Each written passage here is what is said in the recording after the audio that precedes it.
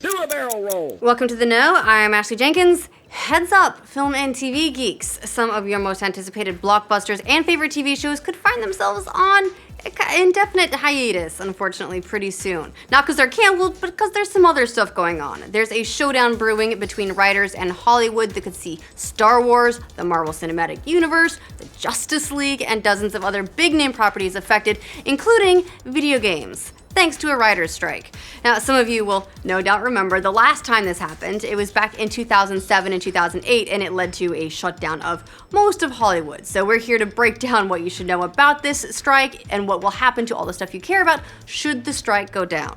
Now, the source of the tension is the negotiation of a new 3-year contract between the Writers Guild of America, which represents movie and TV writers, with the Alliance of Motion Picture and Television Producers. The current contract expires on May 1st, and the WGA has said it'll strike starting May 2nd if a new deal isn't reached. In a letter to media buyers this week, the WGA said, should this occur, writing for television, feature films, and digital series will cease. Now, not all hope is lost just yet. 5 days of negotiations are scheduled to begin this Monday. The Writers Guild is apparently seeking a deal worth $178 million per year over the next 3 years. So what exactly are they fighting over? Well, this time at issue are things like the union's healthcare plan and solidifying its pension plan. But along with that, the big fight this time is over streaming. That's because TV and film have changed since the last set of contracts were drawn up in 2007 and 2008. One of the biggest sticking points for writers these days is that those old deals say writers can't work on more than one show per season. Season in this case is referring to the television season schedule when they debut new shows in fall, spring, and summer. If you're a writer working on a show in the fall, that's the only fall show you're allowed to work on. And that used to be just fine because a decade ago, when it was still the norm to have broadcast length 22 to 24 episode seasons, but things have changed quite a bit since then. Now, the LA Times reports that 2/3 of all series are in the 8 to 12 episode range.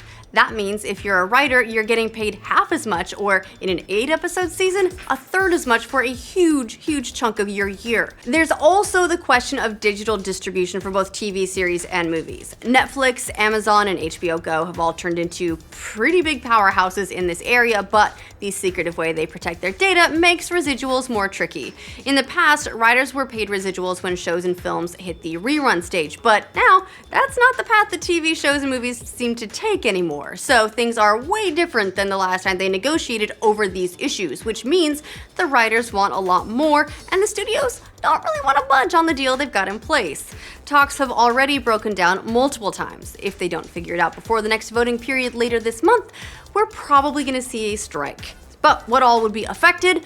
According to the letter the Writers Guild sent to media buyers, it would significantly impact primetime programming in the 2017-2018 season. It could also force some TV shows to shorten their seasons. If the strike stretches on into the fall, it would hit fall shows as well, which would be a huge list. Between now and then, we could see Flash, Legends of Tomorrow, Preacher, Walking Dead, and many more affected.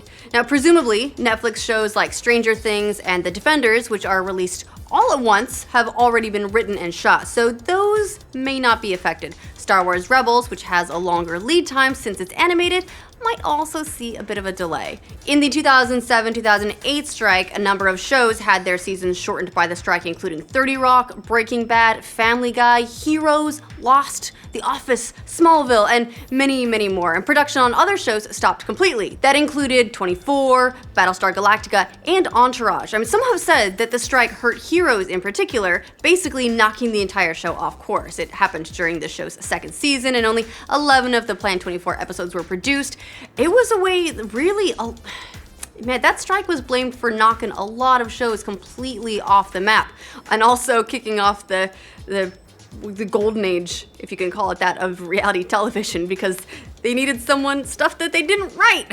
This strike could also reach to video games, as many AAA video games are penned by members of the WGA. Those effects might not be quite as drastic because of the schedule of games and how they'd be able to work around it, but it would still have some consequences.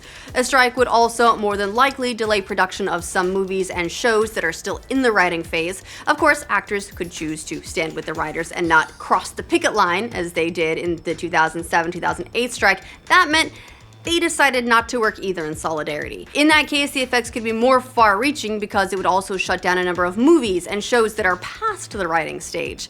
Now, in the 2007-2008 strike, a bunch of actors refused to cross picket lines, including Robin Williams, Bill Paxton, Danny Glover, Ellen Pompeo, Mel Gibson, Jack Black, Zach Braff, Tim Robbins, Susan Sarandon, Kathy Griffin. A lot of them, and also a lot of comedians who write their own stuff, like they were showing solidarity with other writers. As for movies, anything currently in development would be delayed, which would affect a ton of movies that you probably care about, like maybe all those video game movies that are gonna be super duper big, like Uncharted, Call of Duty, Just Cause, or maybe Detective Pikachu. Now, ditto for comic book movies that are still in the early stages, like Captain Marvel, Black Panther, Shazam, or the sequels to the Justice League and Spider-Man Homecoming movies. Basically, if it's still in the writing stages, it will come to a halt. It would also extend to any of those secret Star Wars movies Disney currently has kicking around as well, and possibly Episode 9, which is set to enter full production later this year as well. But if some of the actors choose not to cross the picket lines, we could be seeing delays on things that are currently in production or shooting pickups, like Star Wars Episode 8 or Infinity War. The effects can be really far-reaching, much further than just writing. Of course, with most movies, the effects will be less immediate, but that doesn't mean you won't see them, because even if a movie is technically past the writing stage, it usually gets written and rewritten all the way up until shooting, and frequently during shooting as well. The writing process usually doesn't stop even then. They discover that, oh, something can't be done. We're gonna need a quick rewrite to like work our way around this one.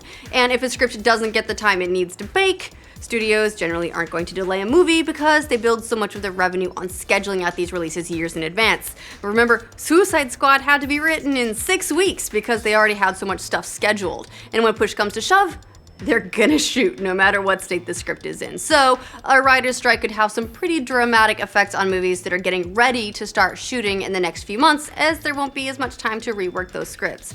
That's actually what happened with X-Men Origins Wolverine. Fox had to send out a major SOS looking for someone to quickly rewrite the script in the last days before the strike so they could still shoot it in time to get it out for its release date.